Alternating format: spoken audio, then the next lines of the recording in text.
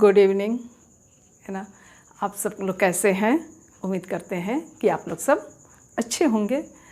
good evening मैं इसलिए बोल रही हूँ कि आज आध्यात्मिक साधना का दूसरा दिन है,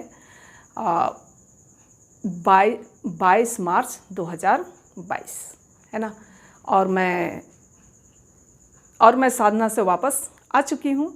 3 दिन की साधना की जो मैं वीडियो बनाऊंगी वो तो 27 मार्च को जाएगा, लेकिन आज 22 मार्च को वहाँ जो एक भक्तिमय ब्रदर सुरेश के द्वारा जो